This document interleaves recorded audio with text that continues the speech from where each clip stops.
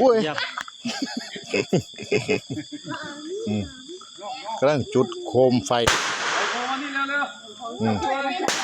เอาปล่อยมันขึ้นเองทุกวันเพื่อนผู้ใดตำต้นไม้แค่นั้นละไปจับเอาเร็วอธิษฐานให้หนูลอยไปเหมือนกับโคมมั้งเนี่ย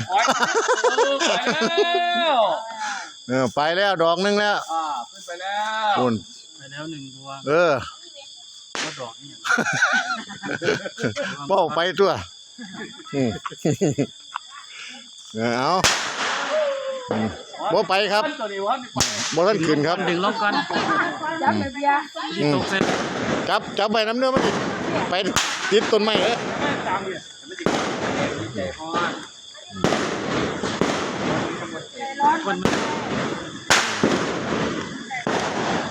ขึ้นแล้วอันนี้เริ่มแล้ว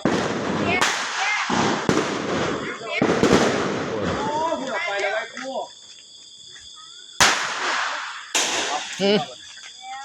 จับไปเลยแล้วตัวนี้ปล่อยเลยปึ๊บไปแล้วโอ้ยสิตำต้นไม้กับต้นนี้ละอันนี้ละสิตำต้นไม้ทางขึ้นผ่าน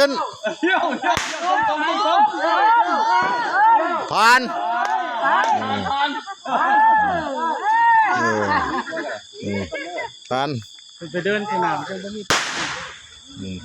มองนี่แหละนี่เดินนี่ก็ได้เดินหยานี่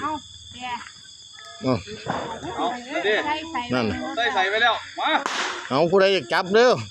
ผู้ใดอยากโชคกำลังหิวเขาแล้วโอ้ยอย่าเมา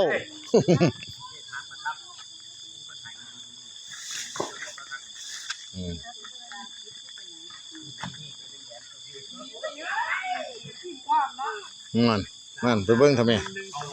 นั่นแมนปึ๊บรอดบ่ขึ้นได้เอารอดขึ้นไปโอ้ยมีแต่ขึ้นสวยๆเลยโชคลำด้วยโชคแล้ว